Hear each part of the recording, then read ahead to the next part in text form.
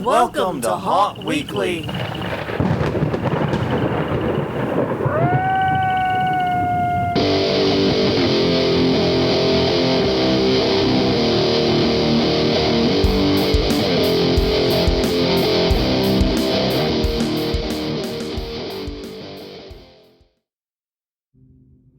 Hello, everyone. I'm Jonathan. I'm Crystal. And this is Haunt Weekly, a weekly podcast for the haunted attraction entertainment community.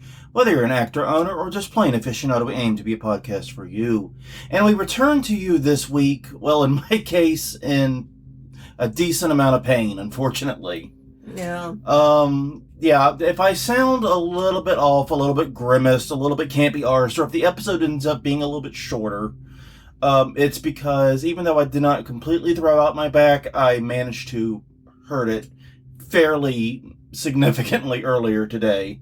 And I managed to do it through the very strenuous task of checks notes yawning. Yeah, I mean, and that's like how back injuries are, though. It is. I mean, literally, I was here in my chair doing my work this morning. As I was finishing up one thing, I yawned and I stretched, and then the place where I'd hurt my back a few Halloweens ago, just literally, like someone stabbed me in it. Luckily, I was able to stop doing it, had a muscle relaxer, had some pain medicine, was able to get it under control, but I'm still not 100% by any stretch. So, trying to be kind to it, trying to be good, and trying not to have it blow up into a much bigger problem. Mm-hmm. Hopefully, I'll be better tomorrow, is the hope right now. But, yes, indeed, we are coming to you this week with an episode about why we think HR directors at various companies should take the experience of haunters more seriously. Yeah, and we as an industry should take our experience in haunting more industry, too. Yeah. Like, I don't have my haunting experience on my resume, but you better believe it comes up in the interview. Yeah, I don't have it either because, once again, it's not job, or I guess it is volunteer experience. Yeah. Which does count. But obviously, we probably should put it on our resumes because operating a haunted house every year is a pretty big thing for us. Yeah. And it is something that I think does warrant some weight in the application and hiring process. So on one hand, we'll talk about it more in a minute, but on one hand, yes, we want hiring people to take haunters more seriously, and maybe we can get haunters to take their experience more seriously, too. If that doesn't sound like what you want to talk about this week, that's fine. There's plenty of Haunt Weekly to go around, 446 other episodes. To be specific, check us out at hauntweekly.com or Haunt Weekly on Twitter, Haunt Weekly on Facebook, and youtube.com/hauntweekly, as well as pretty much everywhere you get your podcast from. Mm-hmm. Let us know. Follow us there. There are lots of great episodes to go through. All right, so first thing this week, work we did on the haunt, none. New Orleans has been under heat advisory every day for the past week. Yeah. Now, we did talk to a new crew member. Yes. Who is going to start making the gears. As y'all know, we're doing steampunk this year. So I need, a lot of gears. Yeah, we got a new crew member. And actually, it was this new crew member that partially inspired this week's topic. So we'll get into them in just a minute. We'll be talking about them in a minute. So that'll be interesting. But yeah, we do have that going on. We do have some other planning happening. But largely, we couldn't do much physical work this week. Because even though it's late June, it's hotter than even normal for late June. Right, and also, I kind of broke my toe Friday, and then was out of commission Saturday. Yeah, I'd forgotten about that. I did too. Yeah, so we both have our little injuries this week. We do have a quick housekeeping topic. We may be changing the timings of some of our social media postings. Yeah. I don't want to get into it. This isn't a call-out moment or anything like that.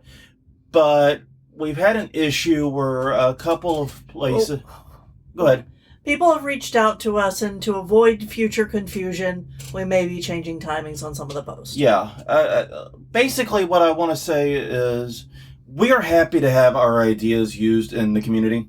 Yeah. We enjoy it. We do like seeing it. And we don't necessarily, especially if it's just the idea, don't even really want attribution. We're putting this crap out there. Please use it.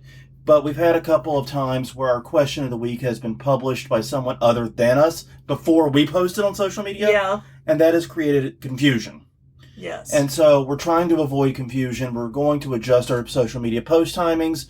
We may actually be doing the next question a week on, because typically what we do now is we post on weekly on Monday rather. Right. And then the question a week on Wednesday. Yeah, that's so that if you're listening to us within those first 2 days, you can send us your responses directly. You can get us the responses directly. You can get in on early, basically. Yeah. And that's the whole goal of it. So we may be moving that back to Tuesday, or we may be doing something else with it altogether. I don't know. I don't think we're going to change when we publish the podcast itself. I think Mondays works overall well. We've talked about bumping it back to Tuesday to give us that extra weekend day, quote unquote. Yeah. To take care of it if it's on a long weekend, for example. Well, and Mondays are really difficult for our work schedule. Yeah, and it's the busiest day for damn near everyone in this house. Yeah. So we may be doing it Tuesday, but that's not something we're announcing here. We're talking purely about social media postings. Yeah. So yeah, let us know your thoughts on this. I'd be eager to hear, would you be cool with doing the podcast on Tuesday, for example? How do you think the timing should work? What do you think would be best for everyone? Because, obviously we've made Mondays work for a long, long time, and largely haven't had to miss any. But it has been very difficult sometimes, like I said, because of the busyness of the work week and just nature of the timings of things. So let us know your thoughts on that. HauntWeekly.com, HauntWeekly on Twitter, HauntWeekly on Facebook, and YouTube.com/HauntWeekly. Leave a comment, send an email. We want to hear your thoughts. We really do genuinely love and cherish your feedback. So please let us know. All right. Well, speaking of the question of the week, every week we ask one. Last week we asked, what item do you always bring with you when you were haunting? I probably should have made the question items in hindsight. But anyways, we did get a lot of interesting answers. And first things first, before we get into the individual answers, a lot of people talked about what was in their bug out box. Yeah. Which I thought was interesting. It is. And we've talked about my bug out box before. You don't really have one because you're front of house. No. But some of items that you may need are nearby. Yes. I don't necessarily keep them on my person. Right. They're tucked away somewhere nearby. And in fact, one of the great things about our current layout of the haunt is that your bug out box is equally accessible by me and you. Yes. So if I need pliers to fix something really fast out front, I can grab them, just reach right in and grab them. Yeah. So, but yeah. So yeah, that was very interesting. I mean, so if you talked about, the zip ties, the cable ties, the multi-tools and all that, that's great stuff. But basically, yeah, a lot of people talk about the bug out box, and a lot of people have the same things in them. Yeah. So that's cool to know that we're not the only ones with bug out boxes, though. Yeah. Moving on, though. Right. Max Schick said, there's not just one. I have an arsenal, hearing aid batteries, because I'm legally deaf, 2-gallon size jugs of spring water, coconut water, and protein powder with a shaker to make a protein shake at any given moment. That is impressive amount of liquid we're talking about there. Yes, it is. I have mad respect for that. Roberta McClellan said, just one? Ibuprofen. Which, someone once made the comment, you can tell a lot about someone by their painkiller. Yeah. And ibuprofen house versus Tylenol house versus Aleve house, whatever. So I don't know how much stock I put into that, but it is interesting to know that Roberta is an ibuprofen house. James Palace said Gatorade and painkillers. Same thing. Shalisa Muehlberger said, all my characters are equipped with 2 things. My staff, so if I get dizzy, it looks like I'm just hanging out, and a pouch full of candies and toys for scared kids. I love that latter idea. If you're in a haunt that routinely gets young customers, that is a brilliant idea, to bring little things you can give to the kids. I'd make it toys personally. Yeah. And this may actually inspire us to put little toys along the route through the haunt at some of our actor stations, so that whenever we have kids that we have to do a no scare for, they could pick up the treats along the way. Yeah, and we have a lot of little toys and knickknacks and bloopity bloops, because we used to do with a yard display prizes and games. Yeah. But that became onerous from a staffing standpoint. Right. And, the amount of kids we got trick-or-treating grew immensely. Yeah. So we they just couldn't do it all in one night. Yeah, we couldn't guarantee everyone would get to play the games. Yeah. Basically. And that just created situations, and we didn't want to make people feel left out. So, but I think also maybe Bernie we'd have to find like a marbles or whatever's and little things he can, pull out of it. Maybe like a vest pouch type thing is what I was thinking would work. I think pulling out of your pants pocket might be a little creepy even for Bernie. It might be the wrong kind of creepy. No. But a vest pouch or something like that could work. So I like this idea. We may be adopting this in some way. I don't know what, but we may be adopting it. All right. And finally for this week, Carter Carroll said, a good attitude and willingness to work is all we really need, no matter if we're a parking attendant or an owner. I'm going to say, though, a snack and a good water bottle can help a lot with that good attitude and willingness to work, though. Don't get hangry. Don't get hangry. Don't die of thirst. Don't overheat. Those types of things. Yes. But I do think that answer shows part of the spirit of this episode of why to hire haunters. Yes, indeed. And that's one of the reasons I had to throw it in, if you couldn't tell. Yes. So anyways, real fast, since I know a lot of you are home haunters and seasonal haunters, this week's question of the week is, what haunting skill do you use in your quote-unquote day job? I know we've asked something similar before, but it's super relevant to this episode, so let us know. HauntWeekly.com, HauntWeekly on Twitter, HauntWeekly on Facebook, and YouTube.com/HauntWeekly. All right. Basically, this episode, you mentioned the potential, likely, probable new member of our crew. Yes. Well, they are a young person. Yeah. Very young person. Mm-hmm. In fact, technically, we probably wouldn't agree to work with them if we did not already know their parents, didn't know the family, if they didn't already know us very well. They've been working with Ellie at the yarn store. For the past year or so. Mm-hmm. And seems to be going well for them. So we're going to bring them on as a crew member, and also they do stage and theater, prop design, a lot of things that naturally overlap with haunt build and haunt acting. Right, and they don't actually want to act, as far as I know. Yeah. They just want to help with the build. Yeah, and that also helps a lot with us being willing to take them on, because the full crew won't be around. I do hope they agree to act, even if they do front of house stuff, like the trick-or-treat area and so forth. Right. I think they could be great at that. Yeah. But we'll see. That'll be something to discuss as the season goes on. But they will be helping us with the build, which is great. We're happy for the help, especially from someone with set design experience in theater. Yes. But it got me thinking. This will be one of their first, quote-unquote, real jobs. Mm-hmm. Even though ours is not a paid gig, we're a home haunt. Ellie does pay them. Pay them, yeah. And their math quiz job, because they're a math tutor. Yeah, which they get paid for that. I thought was interesting that I did not realize when I was their age that you could get money for just being good at math, because I was really good at math at that age. Now, in my 40s, fuck you. Yeah, I am not good at math, as Duolingo keeps reminding me. I got a 5 on the calculus AP exam, which meant I got the highest score possible, and I exempted all math in college except for statistics, which was required in my journalism degree. Yeah. And statistics ain't math. I'm sorry. Anyone that thinks statistics is math needs to understand either statistics or math better. Because it's not the same thing. They're not. Basically, statistics is fucking voodoo, is what I've just concluded. Basically, you look at numbers and you present them in the way that you want the outcome, and right? In all seriousness, I do get why statistics is a mathematical field, but no, it's not. Yeah, I'm pretty sure I had stats too. Yeah, it's just wild shit. But anyways, the point remains, this is working in a haunted attraction is a lot of people's first quote-unquote real job. And we've actually had several people who've worked with us go and work a paid gig at an area haunt, and it was their first job too. Mm-hmm. And we've known people who started out in the haunted house industry and then moved into theater costuming and in between other jobs. And the thing is, working in a haunted attraction is a great job for someone who is young and is just sort of starting to get their feet wet and doing work at all. First off, it's a quote-unquote fun job. Yes. It's one of those. It's a job that does not typically require a lot of experience. Experience is helpful and is necessary if you're wanting to move into higher up positions.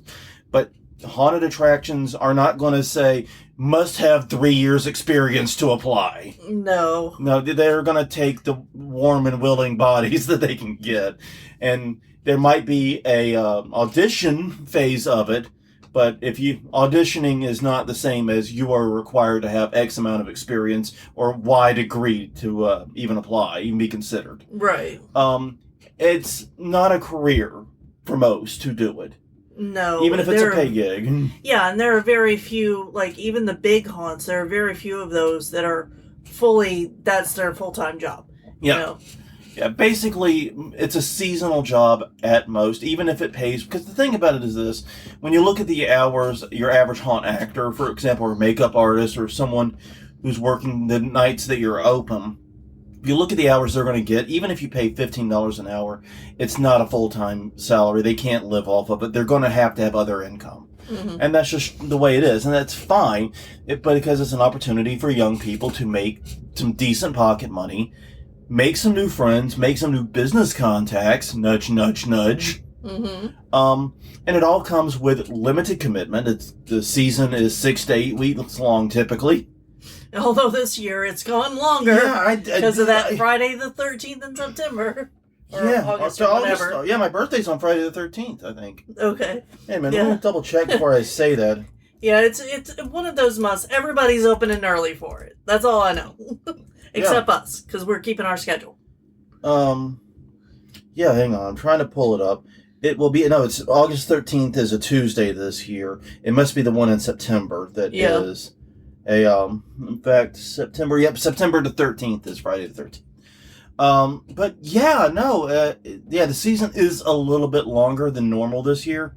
Like we noted that HHN is opening like August 30th or August 29th or something like that. Yeah, they're basically adding a whole half of a month. Yeah, all 2 weeks to it. Yeah. I mean, and that shit is wild to me. Yeah. Because, I mean, I'm used to, haunted attraction stuff being like the month of October, that's it. Mm-hmm. And now it's just creeping back. Mm-hmm. I'm not saying it's a bad thing. It's just something that's interesting. But yeah, it's still a limited commitment. It's only a couple of months at the longest. And haunted attraction hours typically fit very neatly around school hours. Mm-hmm. Might not fit very neatly around a day job hours, especially if you're getting off at 5 and needing to get to the haunt, before 6 to start getting into makeup. But schools that let out at 3 or 4, it works much more neatly with. Mm-hmm. So yeah, a lot of young people end up having their first paying jobs being at a haunted attraction. However, hiring managers and also the kids themselves don't take it particularly seriously because they might not know what goes into haunting. So here's the thing. Here's the pitch. If you are an HR person or someone who has some kind of oversight over hiring decisions, we're going to make the pitch right now why you should hire haunters, both former and current ones, and basically why haunters can make great employees. And specifically, I'm focusing on people who have done haunting for a few years. They've made it last. They made it through at least a full season, probably a couple of years at this point. And you see that line on their resume where they're talking about, hey, I've worked at blah, blah, blah haunted house for X number of seasons. This is why you should not dismiss that. Item number 1. All right. Haunting is basically an improv art. Now, there are some haunts that are very strict with their lines and things. Only say this and that. Yeah. And don't go off script and da-da-da. Yeah, but even then, customers are unpredictable. And guests are going to act in unpredictable ways, and you need to know how to respond to that. It requires a lot of thinking on your feet. And being able to adapt quickly in any given situation. So, I mean, like a good example of this is a haunt may tell a character, all right, when customers come into this room, say this line. Mm-hmm. But what happens next is fucking chaos theory at that point. Yeah. It could literally be anything. It could be everything from as a series of a situation as the customer starts having a panic attack or a medical issue, and you need to know how to respond to that. It could be they come back with a witty quip that you didn't expect, and that wasn't in the fucking manual. Yes. Or it could be that they just freeze and you need to get them to move. Right. All of these are very real possibilities in that moment. I have seen all of those. And so you, as the haunt actor, yes, you've been given the line. You know what you're supposed to say, but what happens after that line is complete fucking chaos. It's a bit like playing Peggle. If you've ever played the game Peggle, you know what I'm talking about. You can aim the ball and know what you're hitting with your first shot, but after that, fuck all is the guess. Is that even a thing anymore? I don't know. If it is, look, Peggle is like $5 on Steam. If you have not played Peggle, I will buy you a copy of Peggle so you can understand this reference. Only for the first 5 people. Only for the first 5 to 10 people apply. We ain't got that. We ain't got money to buy all of you Peggle. But I got to buy money to buy some of y'all Peggle. Exactly. We ain't got crazy Peggle money around here. No. But seriously, it's surprised chaos. You're not offering Arkanoid. Arkanoid's not chaos theory. No, there is much more in the angles and where the ball hits the corner. But like Crokinole or Shuffleboard or other games like that where you're playing around physics. Anyway. It's chaos theory. And so as an actor that has made it any amount of time, they have learned how to handle with that, deal with that, and move on from that. Mm-hmm. And basically, it's one of those things where you as an actor have to expect the unexpected and be prepared to respond to it. All right. So number 2, moving on. Mm-hmm. All right. Number 2, it's a customer service job. Yeah. We don't think of it that way. But if you are working in any capacity, in-house or front of house, you are in a customer service position. Mm-hmm. Because here's what's going to happen. Customers are going to come to you. You are going to interact with those customers and hopefully give them the experience they paid for or at least came there to receive. Right. It's that simple. That is the very definition of a customer service job. Just because the service you're providing is to scare them or, whatever, it is a customer service position. And that is not something that, we think about a whole lot. And that includes customer service of the less than exceptional ones. Whether they are the drunk customers who are being rude, whether they are, God help us, the ones that swing when they get scared. Yeah. Or just plan to swing, as I've seen. Plan very poorly to swing. Well, yes. At that. They completely failed in their attempt. Lucky for us. An attempt was made and they did not succeed. No. So it means taking care of the customers, even the ones that are less than pleasant. And if you do just a few nights at any reasonably busy haunt, you're gonna get customers where they leave and you think, what a fucking asshole. Yeah. We've all been there. If you have never cussed out a haunt customer after they've left under your breath, you are not a haunter, my friend. Because we all have done it. What a fucking asshole. What a dick. That son of a bitch. That whatever. It's natural. It happens. But learning to do that, A, under your breath, and B, after they leave, is part of the customer service training. It is.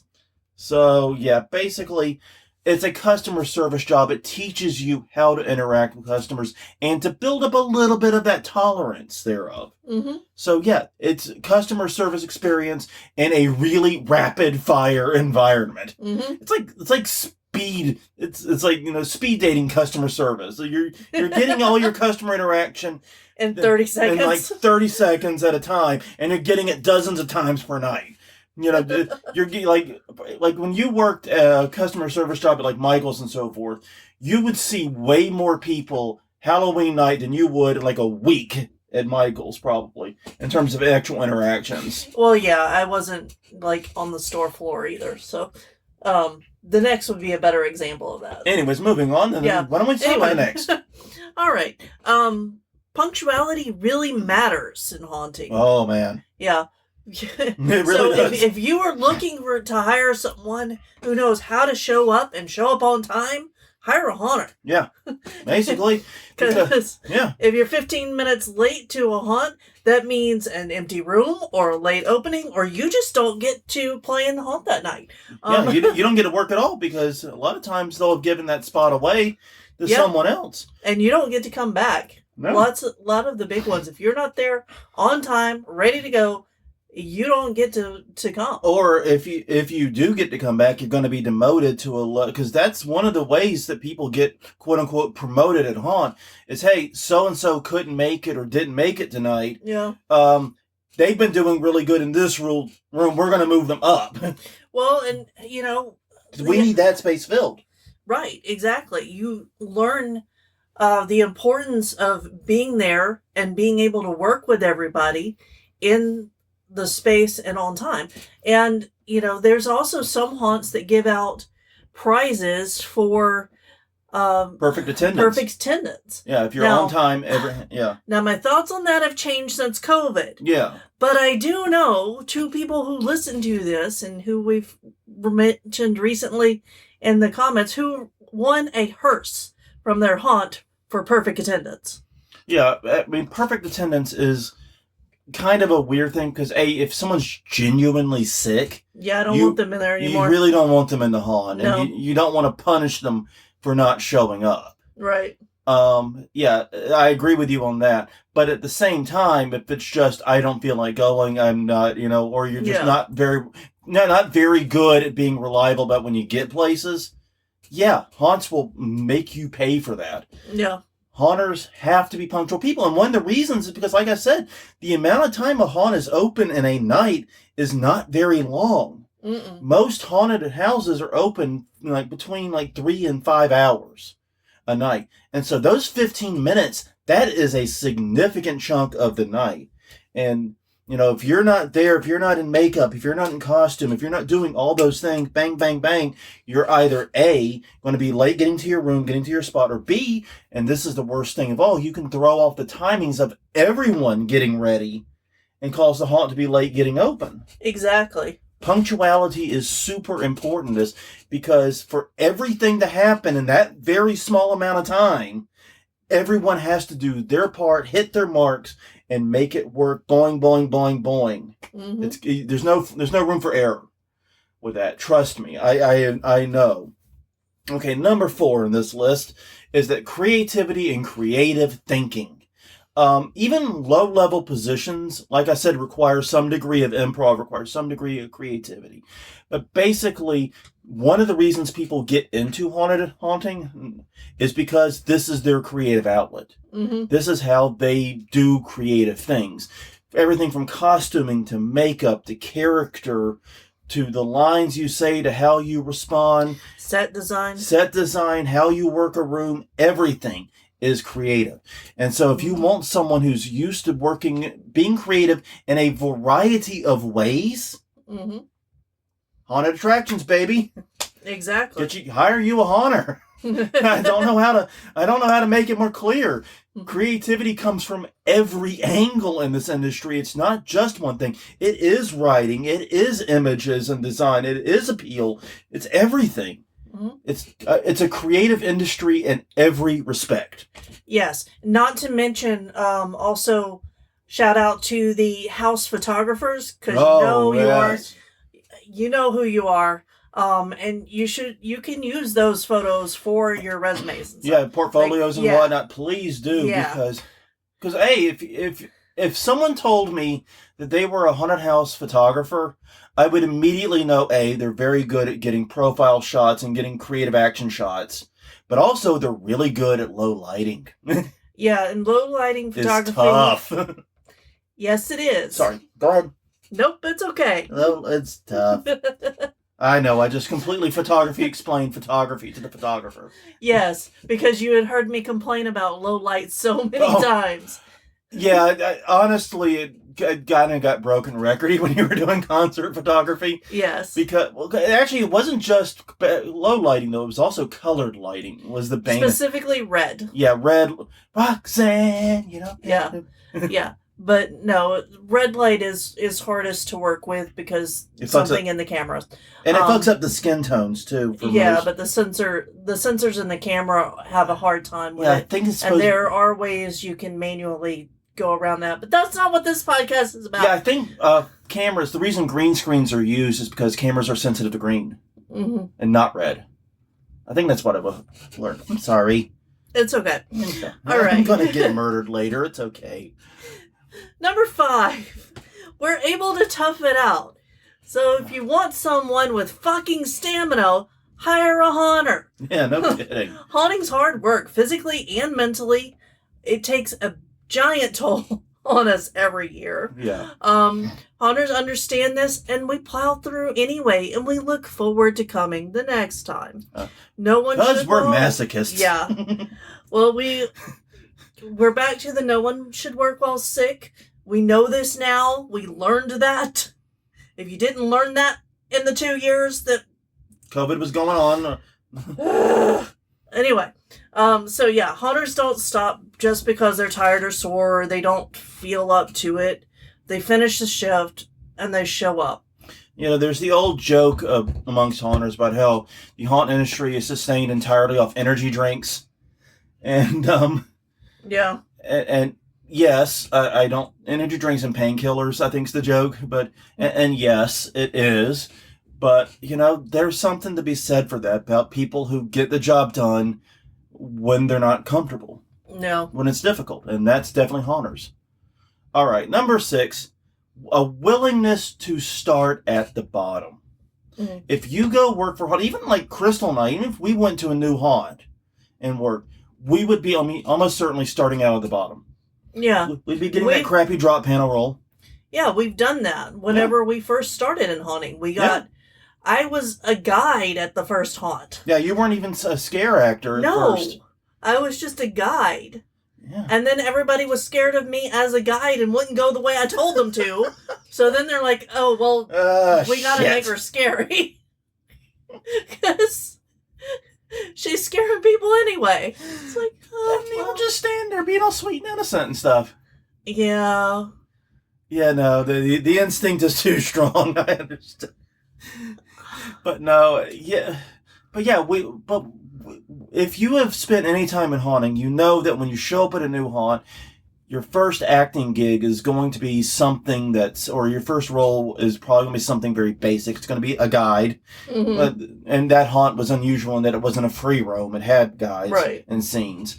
In fact, the groups had 2 guides, if I remember. Yeah, one in the front and one in the back, so you couldn't run out into the group behind you. Are you serious? Yeah. Was that the reason they put one in the river? Oh my god.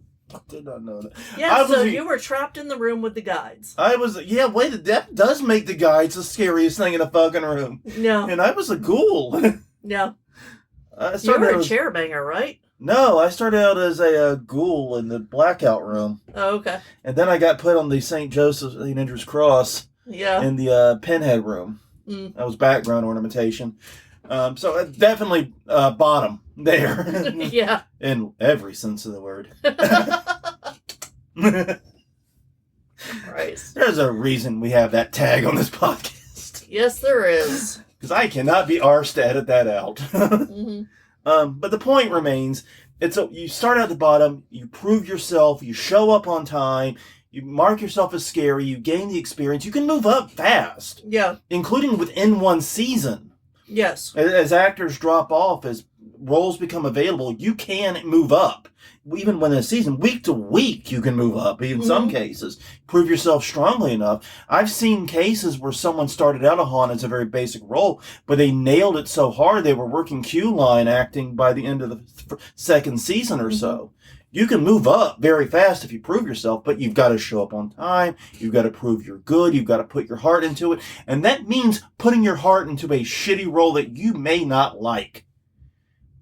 I've been a drop panel ghoul. I hated it. The position of that drop panel completely sucked and made no goddamn sense from a scare tech standpoint. But I worked it as hard as I could, got a few good scares, and made the best of it. Yeah. You know? Yeah, that was a interesting drop panel. It was you know the one I'm talking about. Oh yeah, no, I know. It was a shitty placement. It just basically guaranteed you couldn't get anyone ever. Yeah. Oh my god! Like the tactics of it was just terrible. Sorry. Yeah. This is why we build haunts now.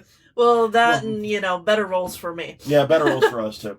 But anyways, so yeah, but a willingness to start at the bottom and work their way up, that is a haunter at their core. Mm-hmm. Number 7. All right, natural project planners. Oh, yes, indeed. This is mainly for the build team, the core group that starts and helps design. Yeah. More than just the pure actors who show up night after night. But these are the people who get it to where those actors can step into their roles. But, there are some actors who are natural planners too. Yeah. Because they plan their entire character. There are some places that'll let you do that. And there are some places also where the actors will coordinate room to room to room to create a good flow of scares between that zone. Exactly. So, no, this isn't... It's what I was thinking of when I wrote this out was of those, but you're right, actors can do this too. But moving on, go ahead. All right. So yeah, it takes a ton of planning to put on a haunt, and this is planning from the actual build to the set design to how you staff it to how you market it.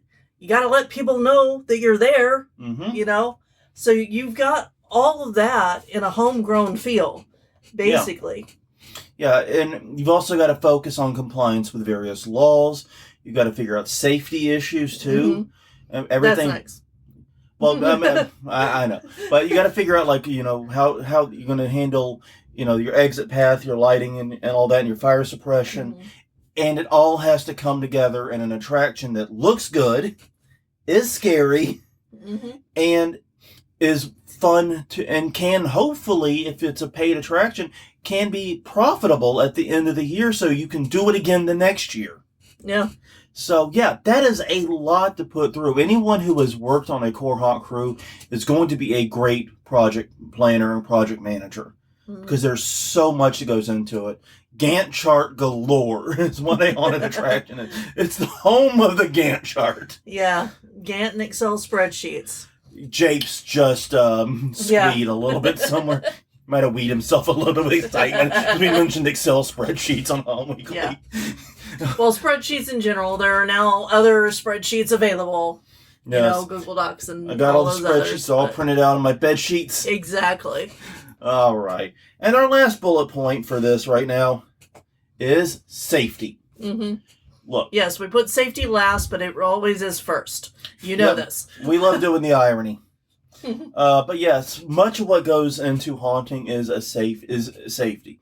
Because literally, if a haunt is well run, and that unfortunately is a bigger if than it should be, safety is literally the top priority in everything. And that includes how to keep yourself safe and how to keep customers safe. One of the things I've noticed that haunters have is that great sense of self-awareness good haunters have about where they are and when they are in danger of potentially getting injured or when they need to do something different for their safety.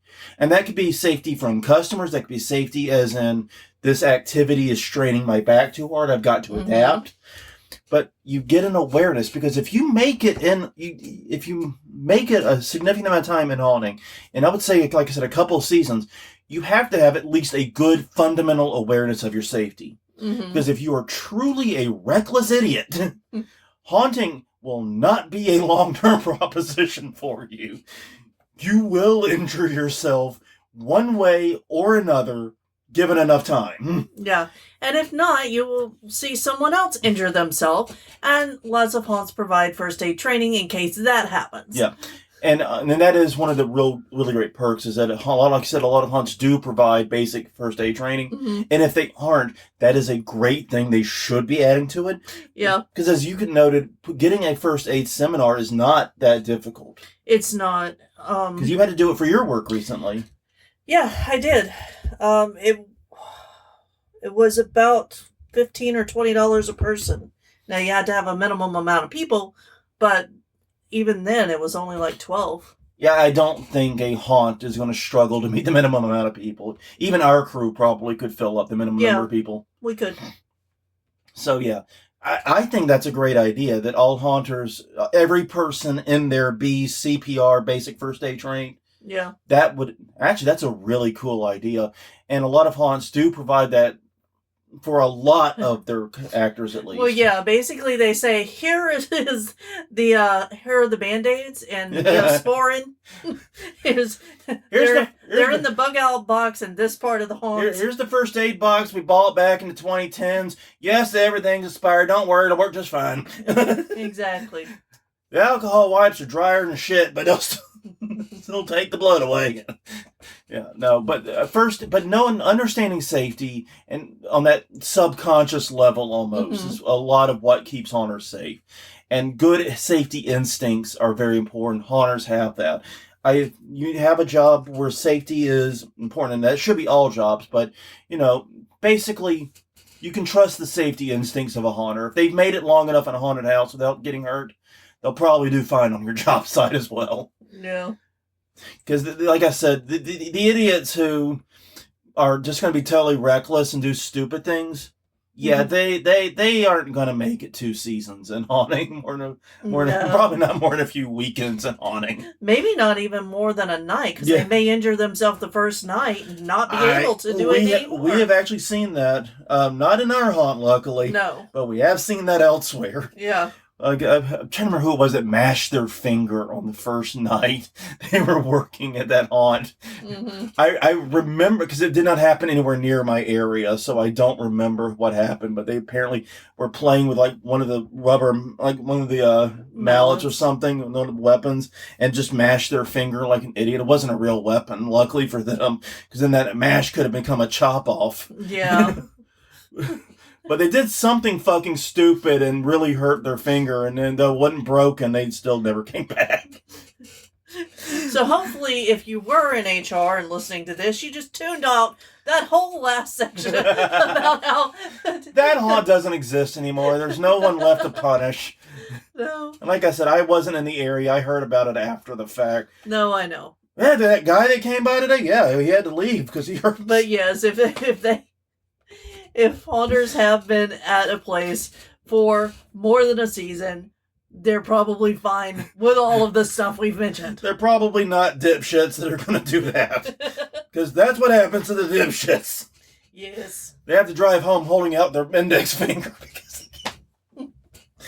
Oh, God, yes. Please tune out this part, HR people. Don't sue this haunt that I have not named, that is no longer in business. But anyways, on that note, everyone, yeah, I think that's basically the summary of it. If you get someone who has haunted, especially a young person, who maybe doesn't have a lot of experience elsewhere, but they have a few seasons at a haunted attraction on their resume, yeah, this is why you should take them seriously. It's not an easy job. This ain't slinging lemonade. Right, and we just touched on the working in a team, but that team can be anywhere from 5 people to a couple of 100 people of all different varieties of people, and you have to be able to work with everybody. Yeah, we didn't even talk about that part much. Yeah, you're right. The fact that they're part of a team. Yeah. And if you survive and thrive in a haunt environment, you clearly understand the value of teamwork. Yeah. And you understand, like you said, how to get along and collaborate with people that maybe don't think or act like you. Yeah. Maybe they're a dipshit who hit their finger with a weapon on the first night they work in a haunted house. Yeah. Or maybe they come from a different, backgrounds and cultures and everything. And that's really nice to be able to know that someone's able to integrate into multiple types of teams. Yes, I agree. But on that note, everyone, thank you for listening to our 2-person team talk about this issue. We greatly appreciate you spending the past 45 minutes or so with us. I'm going to go have a lie down now because I think my back has had about all it can take right now. Mm-hmm. But please do check out more Haunt Weekly. We're at hauntweekly.com, Haunt Weekly on Twitter.